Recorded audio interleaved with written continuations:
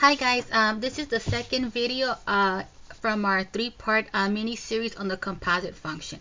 So we have that f of x equals x to the 2/3 and g of x equals x 8 minus x cubed, and we are asked to find f of g of x and also g of I think I said that right. So we are asked to find f of g of x, and then we're asked to find g of f of x, and then we are also asked to indicate the domain. So when I read this statement, f of g of x, that I feel like that doesn't give me a starting point. I know that the punchline of function composition is to substitute one function into the other, but this is not easy for me to digest, so we're gonna rewrite it. So we're gonna take f of the second function, g. Okay, so when we write it in this format, I'm like, okay, I'm gonna substitute g of x into function f. Okay, so bear in mind, before we do whatever that outcome is, we always have to respect the domain of the inside function. So in this case, the domain of g of x. So what will be the domain? So g of x is a polynomial function. So remember from the beginning of this course, or section 1.2, the domain of a polynomial function is the set of all real numbers. Okay. So the domain of any function is all real numbers, except for if there's an exception, a radical or rational function, then we handle it. But right now we have a polynomial function. In English, we don't have fractions or radicals, so it's all real numbers. Okay, so let's go ahead and do this. So this will give us f of whatever g of x is. According to the problem, g of x is 8 minus x cubed. So the moral of the story is that f of g of x is code for f of 8 minus x cubed. So now what is that? You guys are awesome, so you're pretty good about plugging it in, but I'm terrible about going up and down. So we're going to take a visual pause. We're going to write down this function f. So f is a function of x, and that equals x raised to the 2/3 power. So with confidence, let's go ahead and write down our previous statement, f of 8 minus x cubed. And the way we're going to handle it, we are going to substitute 8 minus x to the 3rd for the input of x. So wherever we see the x, we're going to swap it out for that two-term expression. So we have x, which is given by 8 minus x cubed. And then what are we doing to that x, or in this case to what we substituted? We're going to raise it to the 2/3 power. Okay, so the moral of the story is that f of g of x gives us 8 minus x to the 3rd, and that is raised to the 2/3 power. So you can leave it like this. It's up to you. I'll give you full credit. But to facilitate identifying the domain, we're going to go ahead and write it in radical form. Why? Whenever we have a rational exponent or a fraction exponent, that's code for hidden radical. So since the denominator in the exponent is 3, then that's going to give us the index of 3. So that will leave us with cube root of whatever we're left with. Cube root of 8 minus x cubed raised to the 2nd power, or square of 8 minus x cubed.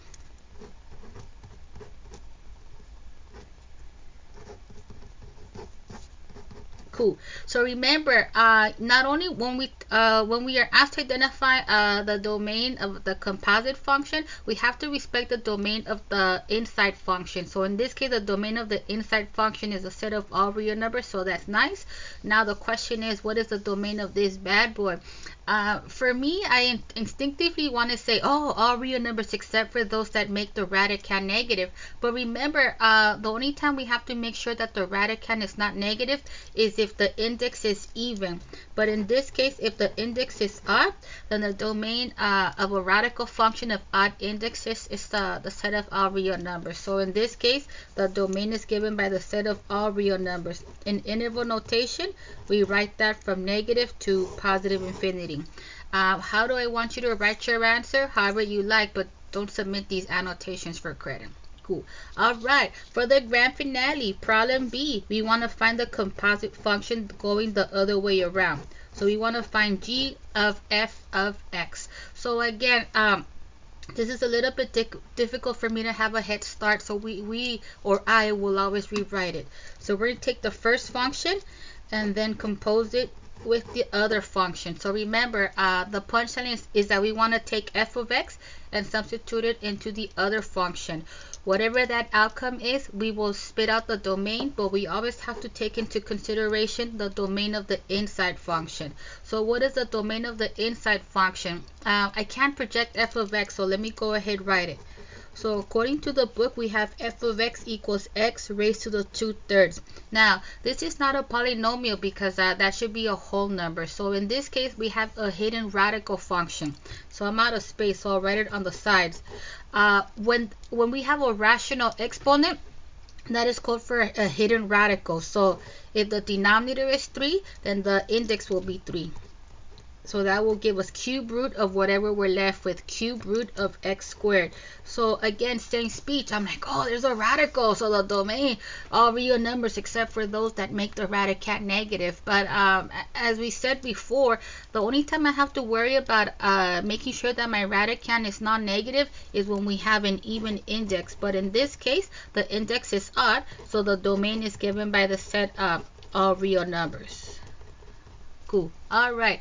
So because the domain of the inside function is the set of all real numbers, let's go ahead find this outcome and then we'll take it from there. So f of x, what is that? According to the problem, f of x is given by x raised to the 2/3, and then we have to find g of that. So you're awesome. To keep going, we need to substitute x to the 2/3 for the input. But this is a little bit hard for me to digest, so we need a visual break. We're going to write down the original function g.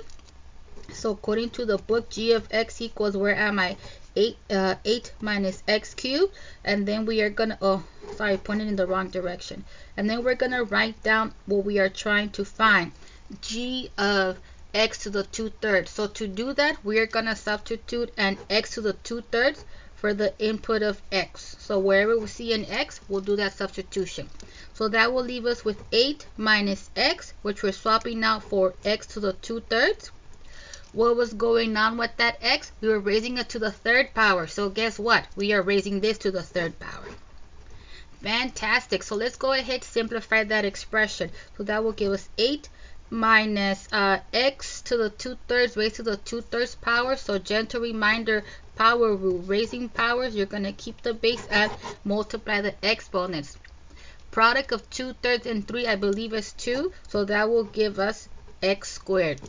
So the moral of this story is that g of f of x equals 8 minus x squared, where the domain is. The domain of the inside function is the set of all real numbers. The domain of this is a polynomial, so we don't have a radical or rational expression. It's also the set of all real numbers. And in interval notation, the interval is given by the interval from negative to positive infinity.